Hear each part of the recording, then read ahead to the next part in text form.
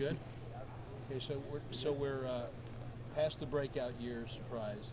If I told you that a quarter of the way through the season you'll be the team's leading receiver, would that have surprised you? For sure. I think with the guys that we have, it's just a testament to the guys that we have, right? Like Amari and CD, even MG and Said. I mean, when those guys are in, teams are game planning for them. So I mean, when you have a defense that's game planning for those guys, it makes it a lot easier on some of the other guys to get opportunities. So I think that's just a testament to the guys that we have in our offense. A portion of your production has come on kind of this delayed routes where obviously they respect your ability as a blocker, and then you'll kind of figure out the nakeds, yeah.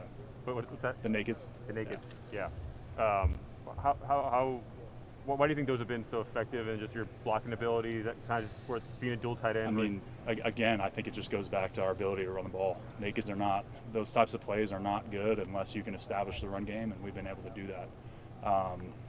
It's just, a testament to the guys that we have, especially up front.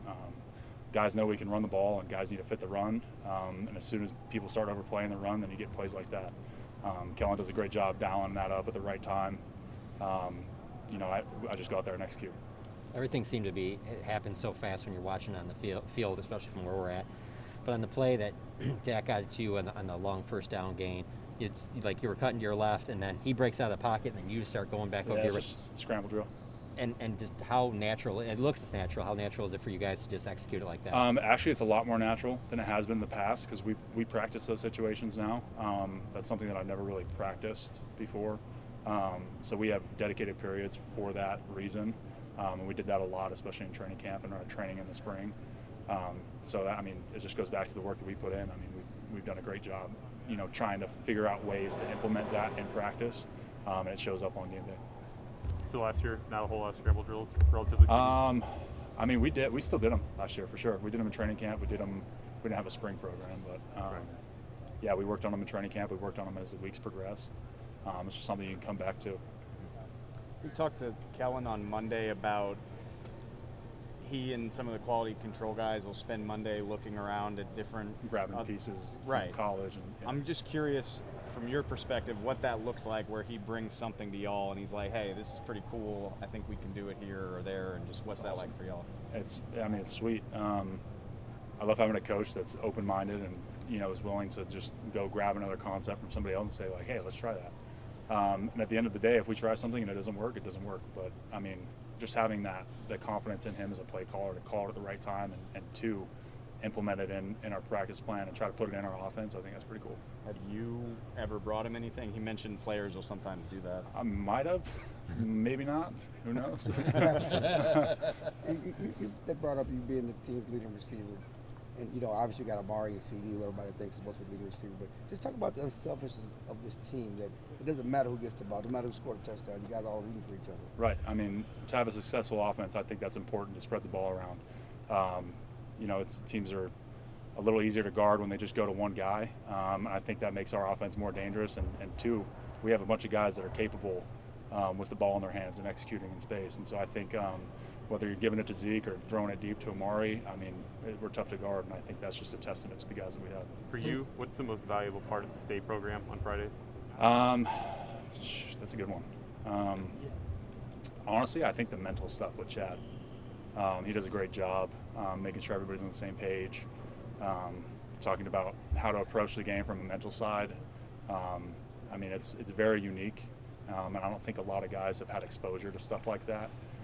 So I think it's good that he comes in and does that every week for us. What's an example of something Chad is? So we talked a couple weeks ago about neutral thinking, and I think a lot of guys benefited from that. That's just something that I've tried to do in my years in the NFL, and that's just staying neutral. Don't ride the wave of emotion in the game. You drop a touchdown, come back, you still got another play to make the next play. It's not like you can't let one mistake equal two. And so it's just thinking about things very objectively, very matter of fact, and then trying to take some of the emotion and the emotional sway of a game out of your thinking because it pulls from your execution. Was Chad's message in your mind on Sunday? Yeah, for sure. That's a message I try to just apply to everyday life. When something goes bad, what are you going to do? Let it affect your next play? Like you just can't let one mistake equal two. That's how you get in the hole. You just got to be able to refocus. Easier said than done, or at this point you have a pretty Easier said than done, for sure. It takes a long time to be able to kind of like master that. I'm by no means a master at it. We all get down on ourselves from time to time, but you got to be able to pull yourself out of it and be able to execute the next play. Different teams from 2 years ago, obviously, and you're playing a whole team, not just a coach, but would it mean anything, a little extra to go up there, beat that team, beat that coach? I mean, I just think it's another opponent for us, for sure. I said in an interview just a couple minutes ago, like they're a really good team. They have a really good defense, whether they have big name guys or not. Very disciplined. So, yeah, I think it's going to be a good challenge for us. You guys voted DeMar Smith again for another term. How important was that from the union's perspective? How important was that from what? To get him another term. I think that's definitely going to be the good plan for our union going forward. The call went pretty well. Guys were asking questions left and right. That was good for us to kind of come together and meet on that. The union wants to see some emails based on the workplace issues for Washington. How important is that to the union? So I haven't actually heard of that. So that's news to me. I mean, I don't know what that's going to look like, but I'm sure I'm going to get a text or a call about it now.